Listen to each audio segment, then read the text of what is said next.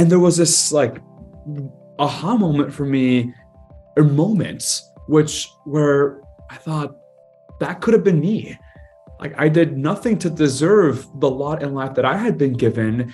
Had I been born a few miles south of the border to different parents, my life would have been completely different. That's when I thought, well, how can I help right the wrongs of society? Well, what makes today's guest so remarkable is not that he was on Forbes 30 Under 30 list. And it's not because he was named 2019 Person of the Year by the National Hispanic Institute. And it's also not because he was named one of Smithsonian Magazine's 10 Innovators to Watch.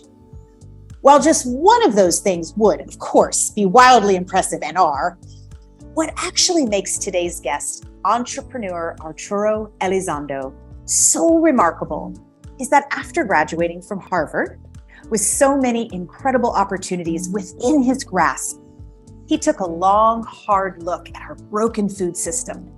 He looked at the environmental devastation it inflicts, the negative impacts on human health, the cruelty inherent in animal agriculture, and he decided to do something about it. Today, Arturo is the co-founder and CEO of the revolutionary food technology company, The Every Company, formerly Clara Foods, where they're creating healthy, planet-friendly protein that people know and love without the animal. So I'm so happy to have him here on the Switch4Good podcast and proud to be able to call him a friend and an ally. So welcome, Arturo. Thank you, Dotson. You forgot admirer. Ah, you're too lovely. Oh my gosh. You know, I was thinking about going back to the beginning of when we met, and you and I met via the fabulous Kristen Ackvik. We got to give her props, Yes. Who was one of your employees at the time, and also, as you know, serves on our board of directors at Switch4Good. And I got the pleasure to come to your company retreat, which I'm pretty sure was 2018. And y'all were called Clara Foods at the time before you changed your branding to Every. And on day one of the retreat, like I think I had just pulled up like 20 minutes before, we do this scavenger hunt, right? And it's full on competition mode for everyone. And you and I won the scavenger hunt alongside your co-founder and my husband, Kirk. And I saw a great competitor in you come out in the very first hours of knowing you. And I know you saw it come out in me too, which certainly part of that is no doubt what it takes to be, doing what you're doing today. But then as the retreat unfolded and I got to see you in action with your team, and I got to see you in action with your team a few months ago too, because I was honored to be invited back to your team retreat just a few months ago. But I found your very skillful way of thoughtful communication with your teammates to be almost mesmerizing. And I'm thinking very specifically about the small group that we were in towards the end of the day on day one. And, most leaders and founders, it's some that we've had on this podcast, they really love to hear themselves talk. I mean, that's they're pretty big egos, but you're so entrenched in listening to others, really hearing them. And you're one of the most, I'd say, dedicated humans I've ever met to helping people, I'll say, uncover the why for themselves, encouraging them to be reflective and introspective people, and also problem solve, but with compassion. And I mean, those are really rare qualities for a leader. You grew up in Laredo, Texas, and spent some of your childhood in Mexico, where I am right now. And I'm wondering, where did these valuable gifts that you possess today stem from? Thank you for those beautiful words. I really appreciate it. They're very true. Saw it in action, saw it unfold. I was taking notes. I went back to those notes because I was just so wowed, and I wrote some of those things down. So I had to page back. I'm so touched. I don't really know what to say except that one thing that has come up for me in in many years, over many years, and especially during therapy, which is looking at everyone as a teacher. I think one thing that was, in some ways, I lived that because I was 22. I studied government. I had no business in business. I had no, I had never, I'd never thought I would be in Silicon Valley. I'd never thought I'd be leading a synthetic biology company. And, given that the most I took was like, high school, like AP bio.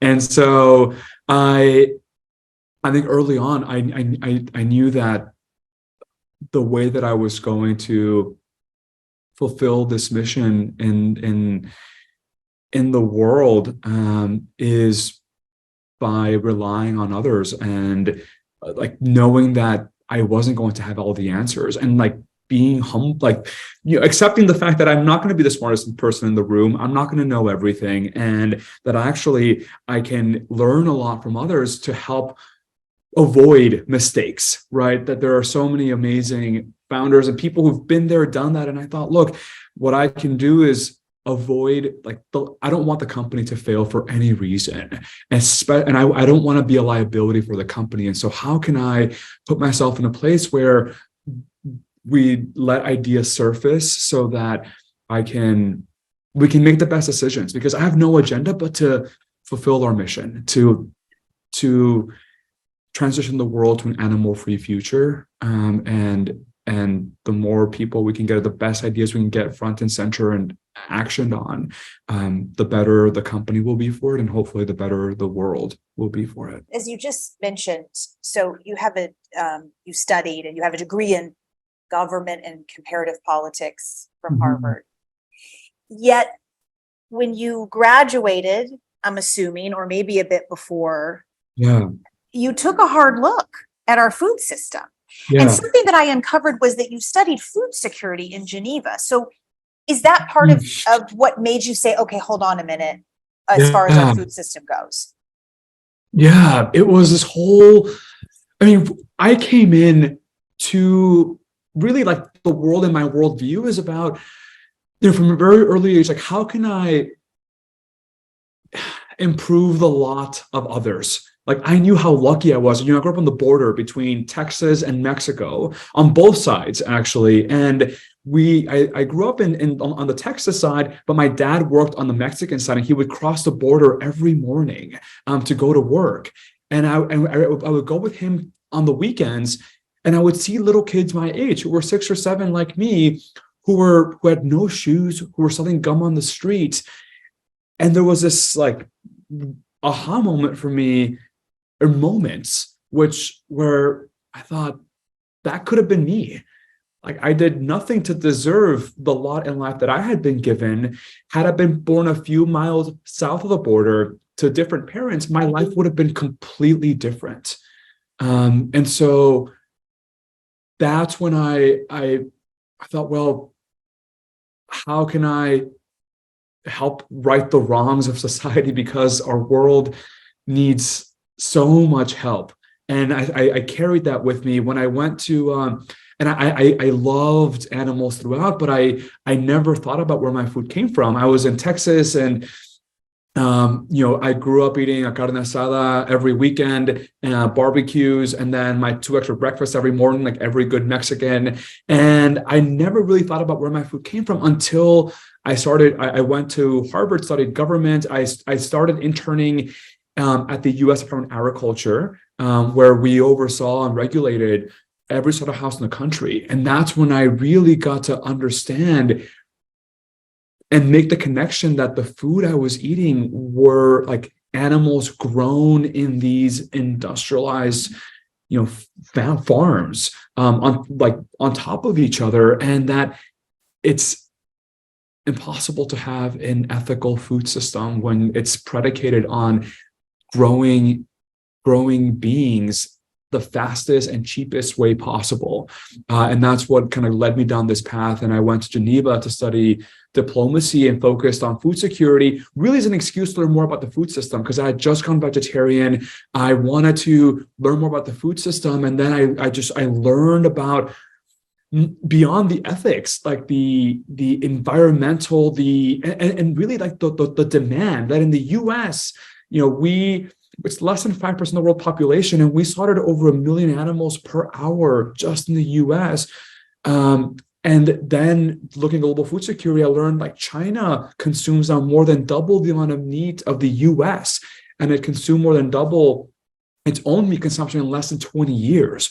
And so looking at these structural forces at play and how we were on this path towards destroying the planet and killing billions and billions more animals to meet this growing demand. And that's really the kind of this aha moment of something's got to give. Yeah. And so you take it upon yourself. I mean, there's a big difference between, well, that sucks and that shouldn't be that way, and someone's got to fix that, and I'm going to be one of the cogs in the wheel to fix this. Plus, you're going through your own cultural challenges of abandoning animal protein that you grew up on. Yeah. What was that like?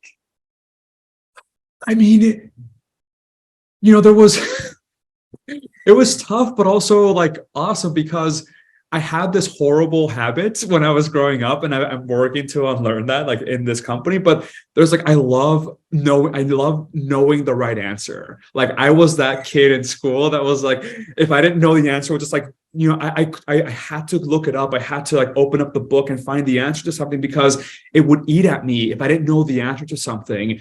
I needed to know what it was. And so when I first went vegetarian, because I did it mainly for animal reasons. And then everyone at Harvard was asking me, well, whenever we would have dinner, right, at the dining halls, like, what about your protein, right? What about, is it really that sustainable? What about zinc and calcium? And, or do animals have what about, their sentience, and how does that compare to humans? And so every question that I could be asked, I was asked, and I hated not knowing the answer. And so I started going down this rabbit hole of, I committed to myself that the next conversation I was going to have, I was going to know everything, so that I could use essentially use my dinner conversations and use the questions people are asking as a way to, kind of share my activism of what the truth is. So I started Googling and going down this rabbit hole on nutrition, sustainability, the ethics of animal consumption. And the more I learned, the more research I did, the more conviction I just couldn't argue against it. And everything, it was like, oh my God, like it makes sense from a nutritional angle. It makes sense from an ethical angle. Like I can't argue against against what I'm learning and against these points. And so it just like, it became part of me. And then the more I got to talk about it, the more obsessed I became. And the more questions I was asked, the more research I did. And it became an obsession. I couldn't stop thinking about it. I began researching all the different technologies around it, especially when people are like, in some ways attacking those views. In some ways, like it raises the burden for me to like do even more research and build even more conviction, to a point where I knew, I could answer almost any question anyone asked. And it was an awesome feeling. But at the same time, I realized that, oh my God, like this is a huge problem, and we need to find a way to fix it. And I'm so passionate about this now that I can't help but do this. Yeah, right. There you go. I find that I'm always trying to find or target the right answer to the right person based on what I know about them. So what they care about. It's like you're trying to like get enough information to understand what matters to them, so that you can like then. I'm imagining that you're sitting at the dining hall in Harvard, and you're surrounded by mostly men. Women, but probably sitting there at the table. What do you think about the association of meat consumption with masculinity? And have you seen any evolution in the Latin American culture? I'm experiencing down here, down here. I'm like, oh, we have a long way to go. I think you've done a great job through Game Changers, and I think that association is, because it's almost like it's masculinity, but I think there's also an element of it's like a health thing too. Like people, I think there's my sense is that people, like especially men, think that they need meat and animal protein to bulk, right? To be big and to require that. So I think it's, I think my sense is that a lot of the attack to masculinity is more around like what animal protein can do. I think that there's an argument around like we're meant to do this, right? Like the lion kind of myth. And then two is, I think the connection, the connection to bulking, to like needing animal protein to be big, right, and to be healthy, and I know in my community, I grew up as in Texas and Mexico, and it's pervasive, and that there's the assumption that we need animal protein to live. It's not even that we want it, it's that we need it to live our best life, to live a healthy life, and to build muscle, we need it. And so I think there's been I think when I direct everyone to the Game Changers, but I'll take a step back, which is what I ultimately came to terms with is that I wasn't going to educate the world we weren't going to educate the world into a better food system. Is that in some ways that's a really hard hill to climb. And so for me, it was this realization of, all right, how can I revamp the back end of food production without compromising the consumer experience? And in some ways just change the back end. And in some ways make it invisible, right? Like, so people don't have to think about it, that it's easy. There are so many of the foods that we eat out of habit. So how can we do these in some ways, simple and quiet replacements that are able to deliver on what people are already expecting, but making it far more making it more efficiently, but have either the same or better properties or qualities of it. And so that's where I kind of came in, and why I wanted to be a B2B company. Like part of why we rebranded to Every is because we're focused on becoming the infrastructure to the food industry broadly, and to help support and enable every food company to transition their ingredients from animal-based products away into still like animal proteins, but without using the animal, so you can make the same cakes and cookies and omelets and frittatas and protein shakes and powders, but all without having to use an animal, but still delivering whatever people it is that they want or that they see in animal protein, is that they can have their cake and eat it too. And it just so happens to be animal free, it just so happens to be vegan or sustainable, but really is that we lead with whatever, to your point, instead of tailoring in some ways we're tailoring the message, like what you do when it comes to talking to people, and like tailoring the message to tailoring the message to the audience. For us, it's like, well, which foods are they eating, and how do we develop animal-free proteins that can plug and play into what they're already buying and consuming? Yeah. And I think it's because I'm spending some time here in Mexico, and I think about all of the different continents and countries from around the world. And meat consumption is a very integral part of Mexican culture.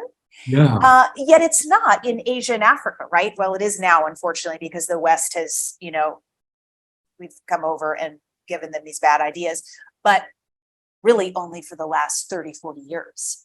Yeah. That's why most Asians are still lactose intolerant. They haven't genetically mutated yet, because, if you talk to an Asian that's 45, they didn't grow up having any dairy at all in there. And so, it was beans, nuts, seeds, grains, fruits, veggies. Do you know how meat consumption became such an integral part of many Latin cultures? Yeah, colonialization, like the original like Mexican, the indigenous diets were almost exclusively plants, with the exception of a little bit of fish here and there. But okay, so same as Africa and Asia. Yeah, absolutely. I mean, most Latinos, I did my 23andMe. I'm lactose intolerant. My whole family, we've all done it. And so for the most part, a lot of Latinos are also, I think, after God,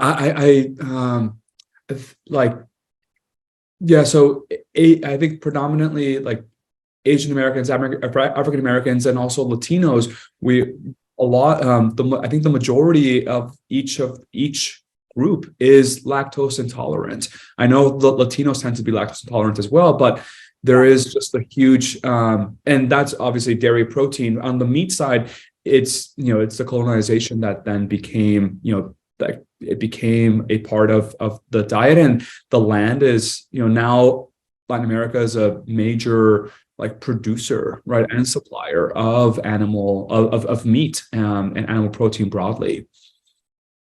Yeah, same thing. It's just happened sooner here than it really did. Right.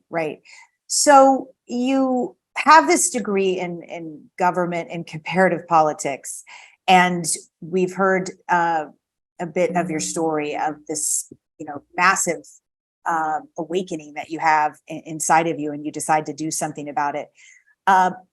What is I don't know this about you. What is the very first step you took? I mean, it can't be Clara Foods. It could be, but I'm imagining. So I know you came to San Francisco and you had nowhere to live, and you were what is it?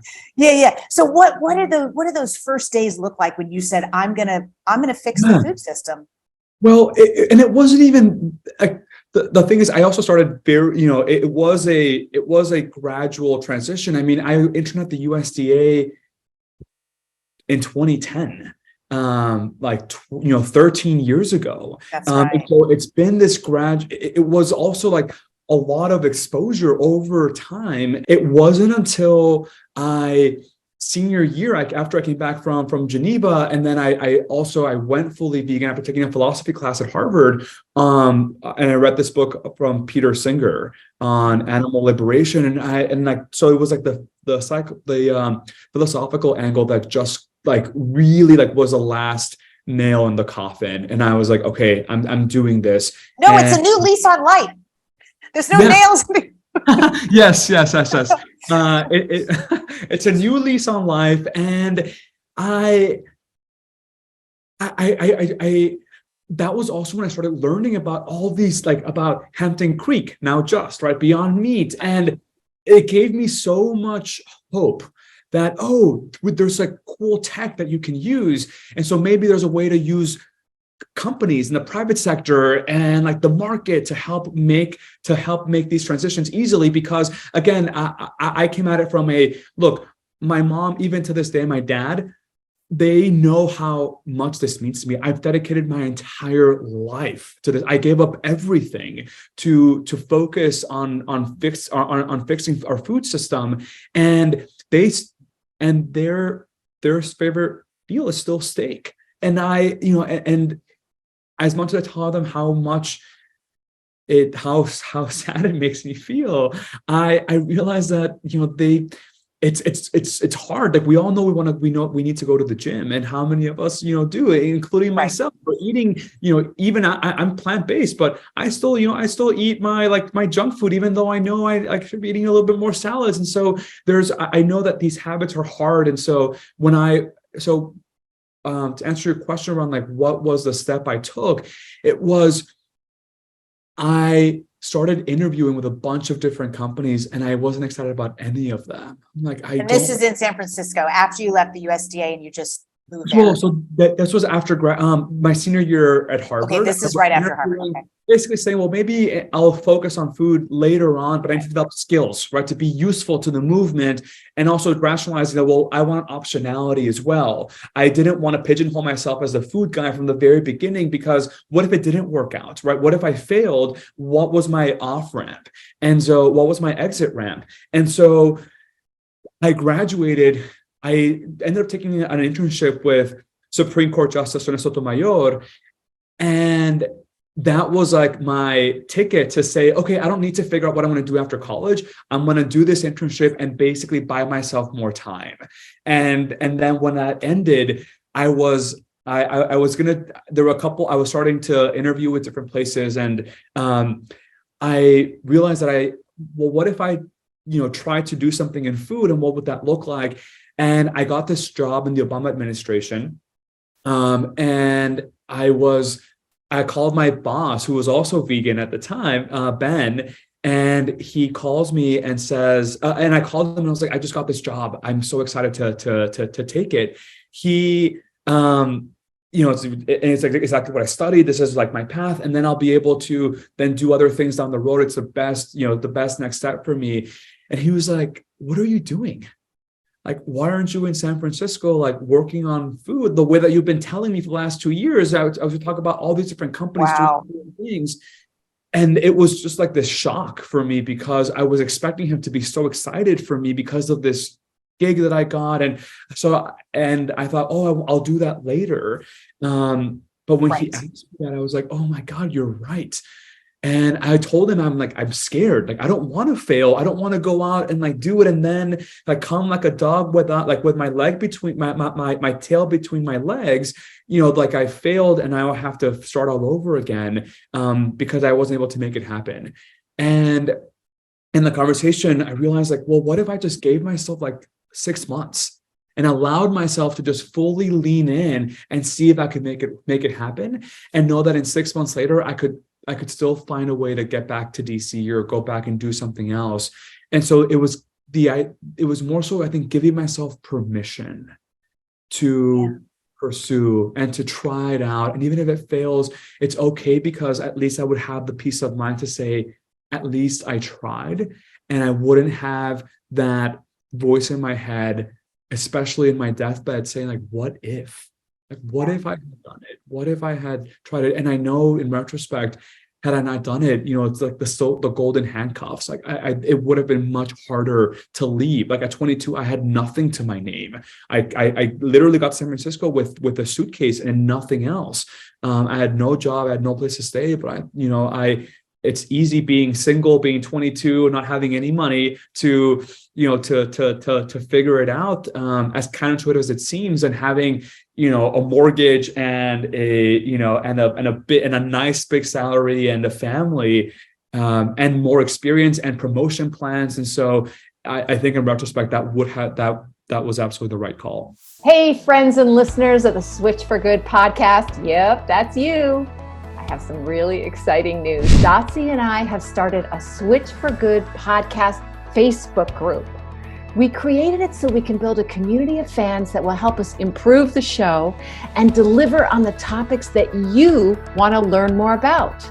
So we want to hear what your favorite content is, what you want more of, and what you want less of. And if you like the length of the show, Dotsie and I are always talking about the length of the show, right, Dotsie? Yes. We want to tailor our show around the needs and desires of our incredible listeners, almost 500,000 of you. And it's really simple to join. Just go to our Switch for Good Facebook page. That's Switch, the number 4, and then Good. And then click on groups. And there we are, the Switch for Good podcast chat. You can post directly in the group, share ideas, talk to other listeners, and connect with like-minded folks. So go, run, join our Facebook group and tell us what you want.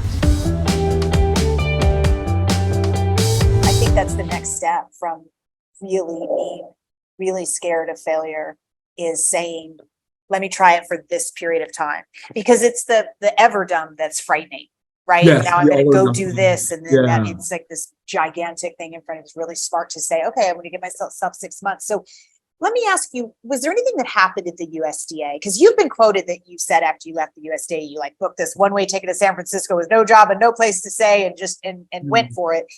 Is there anything that happened there that really pushed you to say, all right, one-way ticket? It was when the seed was planted. The USDA was my first experience. I was 18 when I interned there in DC, and it made me never look at my food the same way. And I had to, from that moment on, I've had to turn my brain off when I ate. And so that's where, like, that was very formative, because I could no longer disassociate it. And so that was in some ways the beginning of the end. Yeah. And realizing just how massive our food system is, how incredibly, just how impossible it is to regulate. Like, I had so much faith in government in so many ways growing up, and seeing that and saying, yes, like, there's intent is different from impact, and it's impossible to have. And as much as we want to do the right thing, and there are like, there are people who, like my parents, like, who are eating meat, and they don't, I wouldn't say that they're bad people. I don't think I was a bad person when I was eating meat growing up.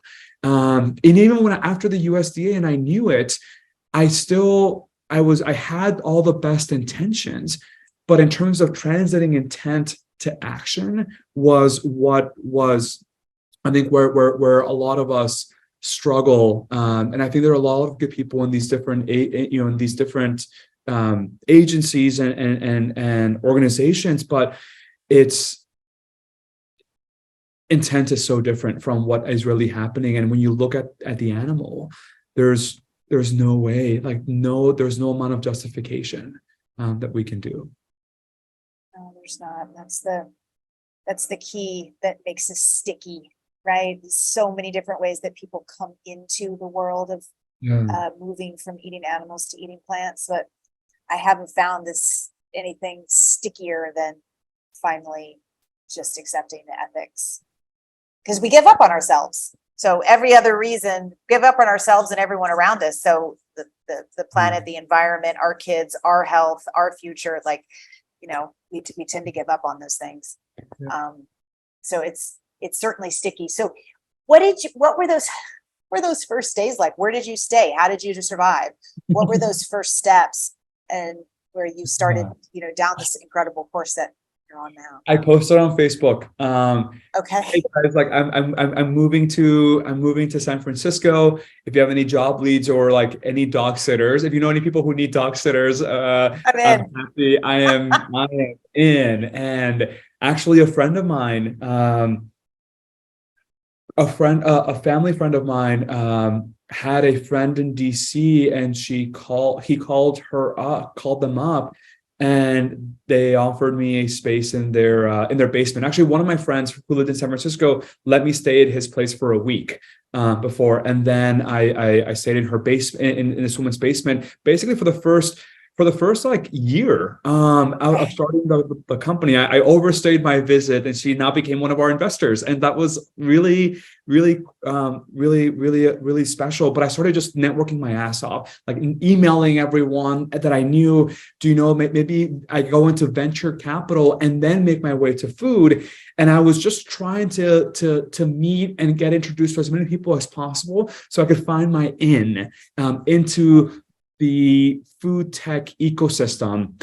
And then I called up Josh Balk, the founder of Hampton Creek. Now, I had met him while I was in Boston, and I just was such a huge fan of using tech as a force for good. And he was like the living example of how to build a food company. And I called him up and I said, hey, actually, I had just taken a job. I was about to take a job at a hedge fund. I was like now nearing like the 3-month mark. And I thought, well, maybe I'll learn all these skills first and then be useful to the system, to the movement. And he's like, look, come to this conference with me in 2 weeks. It's one of the first ever food tech conferences. And hopefully you'll meet someone, you'll meet interesting people there. And I kind of took that as a sign of like, oh my God, like there could be something here. I called the hedge fund, I told them, I couldn't move forward with it. I needed to see this through. 2 weeks later, I show up at this conference. Hampton Creek got sued by Unilever for mislabeling their mayo. Yes. And so Josh doesn't end up going. And so I go by myself to the conference, and I find this empty seat in this table full of the only table full with young people. And that's where I met, sitting next to me was my co-founder, who had this crazy idea of making eggs without chickens. And then our other co-founder, Isha from New Harvest, and I'd watch her TED Talk while I was in Geneva studying food security. Yeah. So it was just like perfect confluence. She had actually brought my co-founder, Dave from Canada, to this conference to get exposed to this world of food tech. And she brought us together and was like, hey, look, I have this crazy idea for making eggs without chickens. There's this accelerator program in San Francisco that's just opening up for the first time in like 2 months. Why don't you apply with us and see if we get in? Oh my gosh. So you called it earlier synthetic biology, which I hadn't heard before. And that makes sense. And I got to go to your lab. Yeah. It was quite a while ago and see all of the little teeny tiny fermentation test tubes. I see now how you said, okay, chicken without eggs, right? Like this is because you're probably open to anything at this point. Like you just want to start making food without the animals. So you go, okay, nobody's really doing that. So why fermentation? Can you talk about the process? What are all the benefits, but especially environmental benefits because absolutely fermentation. And this is where Geneva was really formative. I went in and basically started studying cell-based technology. Mark Post had just made the world's first cell-based burger, right? And so I knew that there was this technology around cell-based, and I knew Beyond Meat and Impossible and Hampton Creek were using plants. So I knew those were the two worlds, but I didn't really know fermentation. When I moved to San Francisco, and he told me about it, and those are the three big pillars, right, of alternative protein: cell-based, cultivated meat, cultivated, plant-based, and then fermentation. I only knew plant and cell-based. I didn't know fermentation. And basically, there are also these two big approaches, right? Either you use plants to approximate what the animal is making, right? So using a mung bean or a pea protein or soy protein, have it resemble, right, as close as possible the animal, like the real thing. That's one approach, and that's what a lot of companies have been doing for decades, right? Right? Like if I remember right, that is very specifically mung beans, and like no other bean was going to make that. Exactly. And so it's gotten much better. So now all the plant-based alternatives are Gen 2 versions of the Gen 1, which are the veggie Dr. Prager's burgers, right, from 20 years ago. And so the technologies have gotten much better, and plant proteins are still different, than animal proteins when it comes to the specific taste or functionality profiles, if you want to replicate the same thing. And so this whole new approach, which is using either the cell-based technology or fermentation technologies to recreate the exact same building blocks. And so meat is made up of cells, right? So the only way to recreate meat is to essentially grow meat cells, muscle cells, etc., because that's what meat is made up of. However, eggs and dairy don't have any cells, so you actually don't need that technology to recreate them. Meat and eggs and dairy are basically just proteins, fats, and water, and some minerals. That's it. There are no cells. There's only cells when you fertilize the egg, right? But the egg that we're eating is just proteins, fats, and water. And so you actually don't need that technology to recreate that. What you can do is, what I fell in love with fermentation is that it's a 40-year-old technology. It's been around to make B12, so many of the vitamins that we eat today, the rennet for cheese making, right? Cheese wasn't vegetarian up until the 90s. You had to kill baby cows to make cheese because the protein used to curdle the milk to make cheese could only be found in the fourth stomach of baby cows that were only a few days old. So before the 90s, cheese wasn't vegetarian. Right. And that's how all cheese industry was made. And then so many of the drugs, like insulin, used to come from pigs. We had to kill pigs. If you were diabetic before the 1980s, the only way to get your life-saving medicine was to kill a pig and extract the insulin protein from their pancreas, purify it, and then inject it into people. And that's how every diabetic in the world got their insulin protein from. So that's how that's how these things were made. And you needed over 40,000 pig pancreases to make 1 kilogram of insulin protein. Oh, that's a horrendous stat. And it's horrible. And you Google it, you have these pictures of these like mountains of pig carcasses that were used to cultivate and extract the insulin protein. And so and so that was in the 80s, right? The rennet in the 90s. In the last 30 years, now fast forward to today, 99% of insulin in the world is not made using pigs. It's made using fermentation. 90% of the cheese, of the rennet used for cheese making in the world today, is made using fermentation and not baby cow stomachs. And so we saw this opportunity where we said, look, we as a world have replaced the pig for insulin protein production. We've replaced the baby cow for rennet protein production. Can we replace the chicken for egg protein production? And can we replace animals more broadly from for animal protein production? And what we've proven and what we knew because of insulin, the rennet, and all these proteins that were made using this technology is that we've actually already, as a world, made animal proteins without using animals, like insulin, the first one 40 years ago. And the technology has only gotten better and more powerful and more scalable and more affordable these last 40 years. And so now there are these large-scale fermentation facilities all over the world. The technology has proliferated to so many, like a lot of the food preservatives that are used use the same technology. All of these enzymes in detergents all use the same technology. So now it's become ubiquitous to use this technology.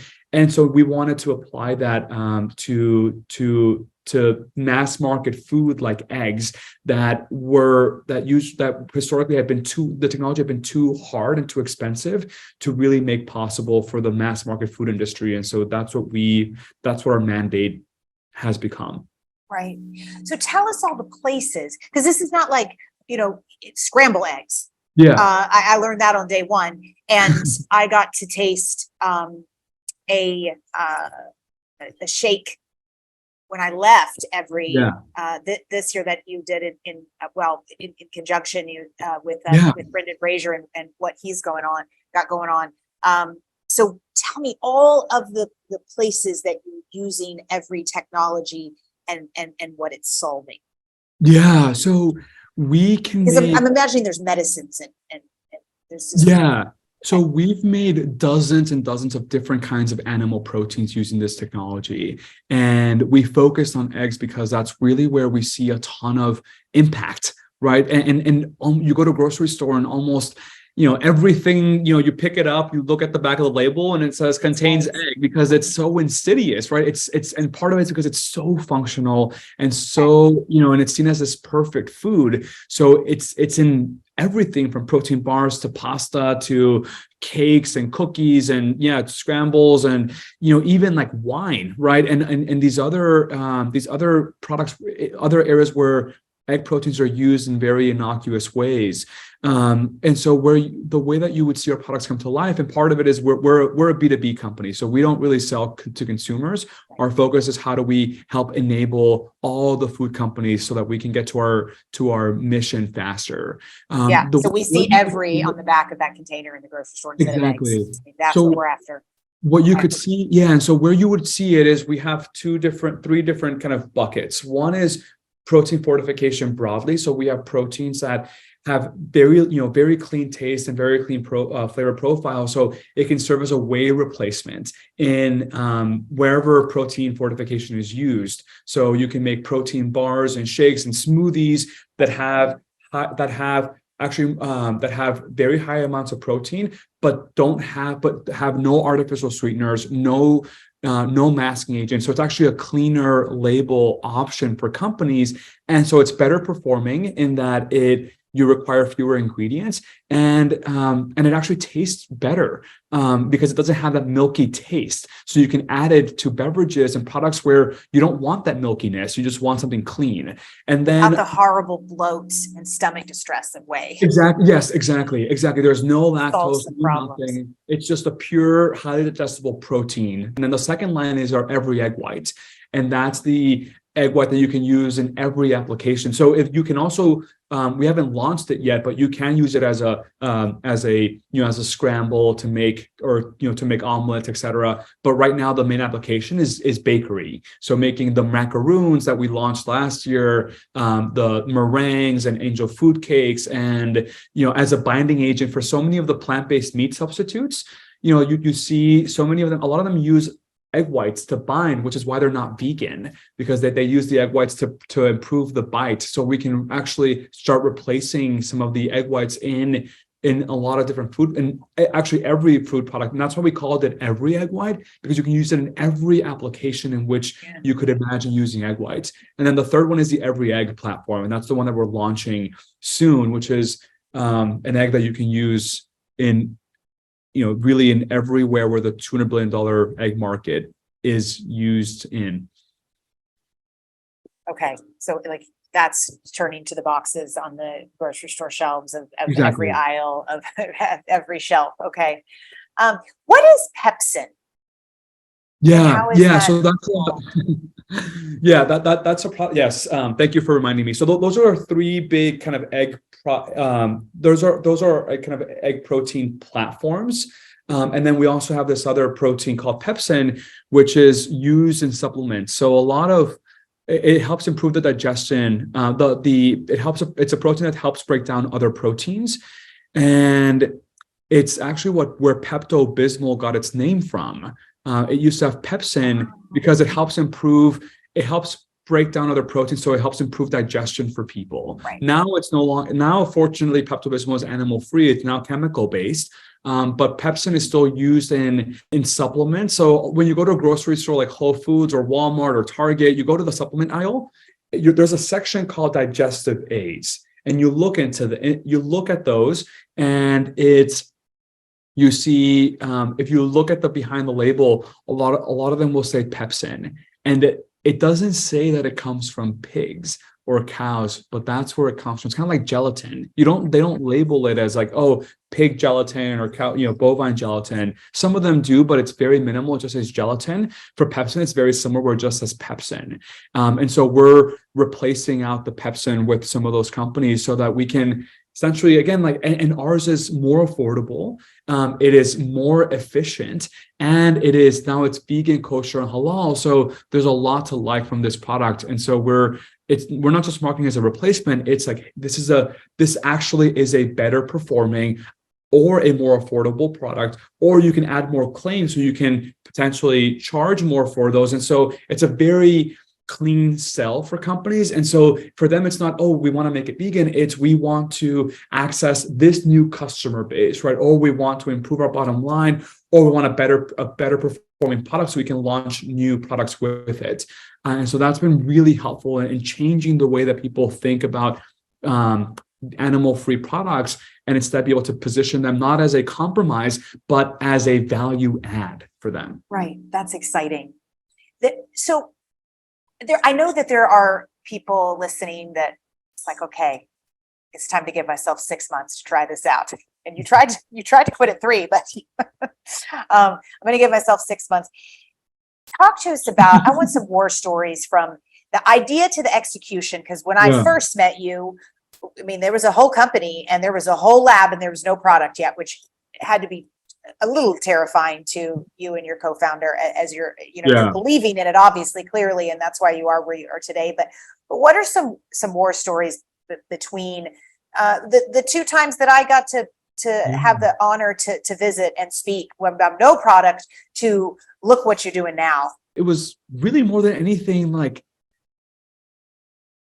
psychologically taxing, like mentally taxing. And I think nothing, I mean, so little of it had to do with the business itself. A lot of it was me. Like, how can I become a better leader? Like, how can I push myself to be like a better manager? I had never managed anyone. And there's a big difference between the two, leading and managing, I think. Yes. And also part of like leading is being a great manager, right? How do you bring the best, bring out the best in people, and how to how to push, and set really hard goals, but also help believe in your team to carry things, to carry out the mission. I had to do a lot of therapy, a lot of coaching. Like, it was messy. And so it was all, I guess all to say that it was ugly and it was unbeautiful, and hard and messy and chaotic, and also, like, I never, the more I did it, the more conviction I developed, because it was really scary for me in the beginning, because I didn't know the technology. I didn't know any of I'd never raised money before. I'd never pitched to an investor. Like, here I am, like, within 3 months, we had raised just under $2 million. And I had to, like, just get smart really quickly, like, call a bunch of people. And you're not a biologist or a scientist. So I'm sure you had conversations like, how do you know how to do this? Yeah, absolutely. And I think ultimately it was, what really helped me was just surrounding myself with people who believed in this as much as I did, who wanted to see this through.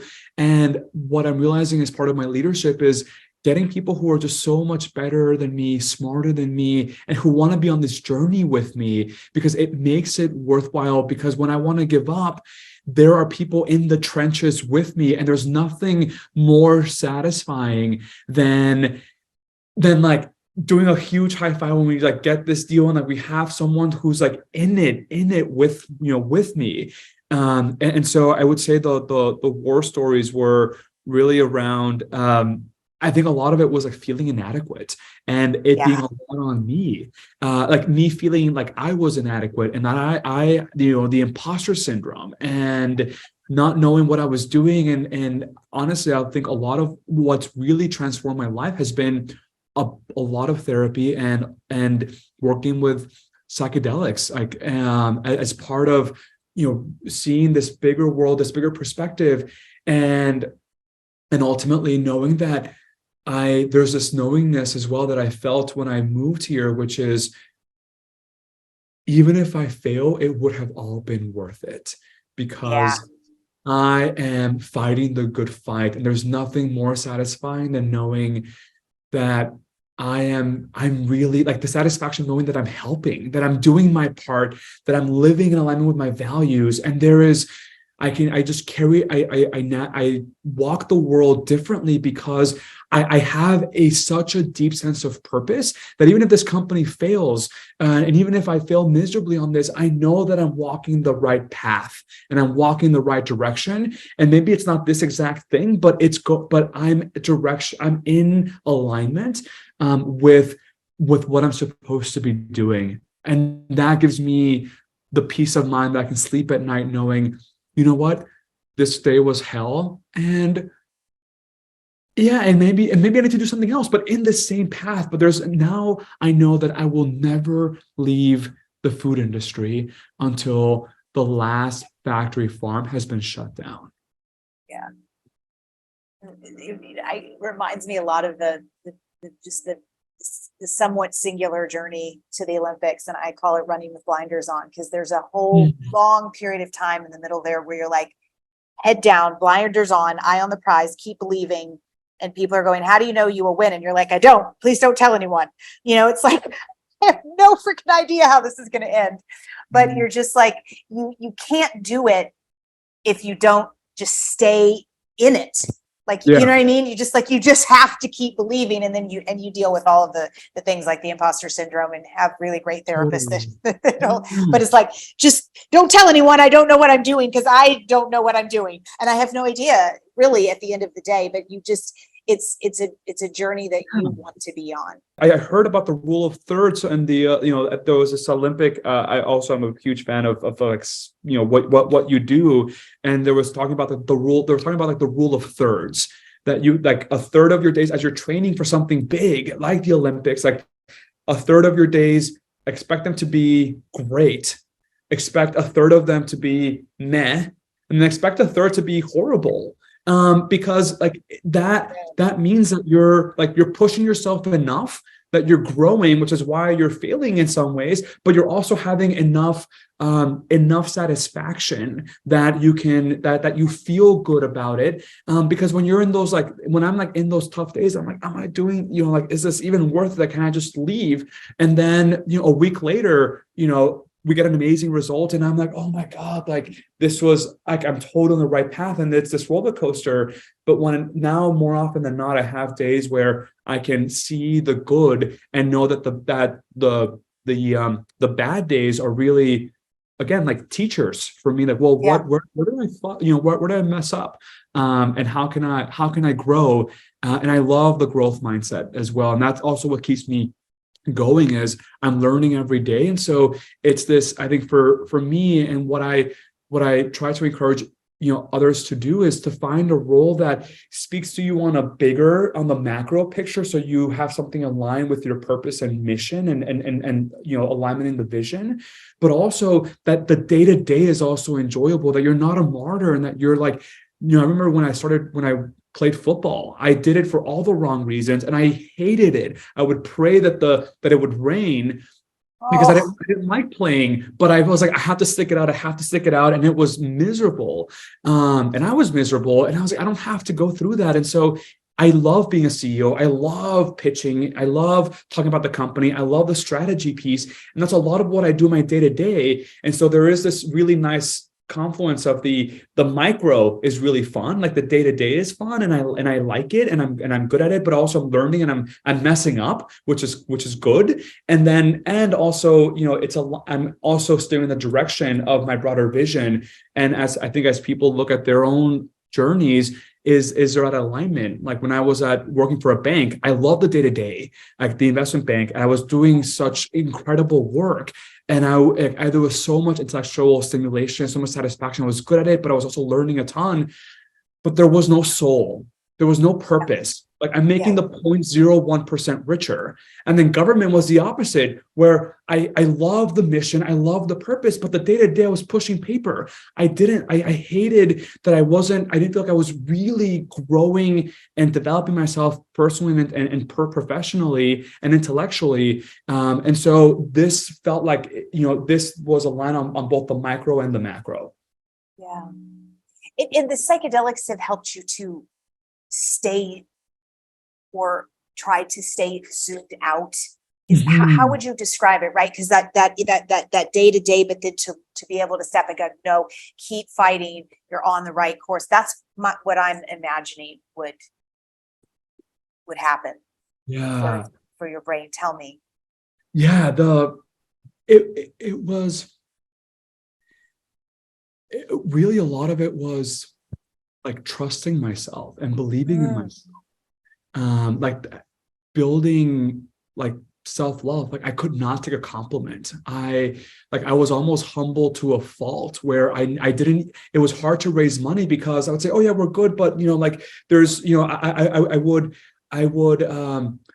really own the bigness of what we were doing, the platform that we were building, and the kind of business that would change the world, because I didn't really believe in myself to the degree that I wanted to. And probably needed to. And so it was like that. A lot of it was like the self-confidence, the self-love of knowing I am the leader. This is what I'm supposed to be doing. I deserve to be leading this company, right? Like, saying the word deserve would make me cringe, because I really struggled with that part of self-love, that I really deserved a lot of this. And so it was believing in myself, and that cultivating that self-love, which is where I can kind of really lead from a place of abundance, and where my cup is full and it's overflowing, and I can help everyone else around me, because I'm shedding the insecurities, right? The lack of confidence, and so psychedelics have been really helpful in tapping into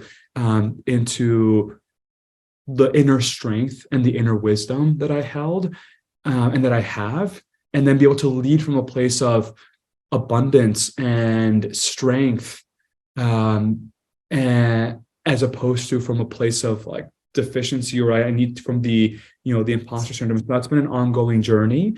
But the psychedelics have been incredibly helpful for that. It's like helping you put like your mojo outfit on in the morning. Yeah, like so much of it was fake it till you make it. I got this. Yeah. So much of it was the fake it till you make it. And all the best do. You can, I mean, for me at least, I could only go so far with that. Like there was at some point it caught up to me, and there was a sense of overwhelming inadequacy, and I felt like I couldn't really lead, with the fire that now we have 100 people that need that vision, that need that direction, that strategy, and that's my job. Like it's literally in my job description, and so how can I just do my job really well? And psychedelics were incredible. I mean, the building that self-confidence was key, and that was my therapy plus the work with psychedelics. Yeah. I'd like for you to be my business coach. We'll have that chat later. So this is it's a big question, but I think you can hang with it. Do you have an idea of what your utopia would look like? Yeah, I'd love to live in a world where we don't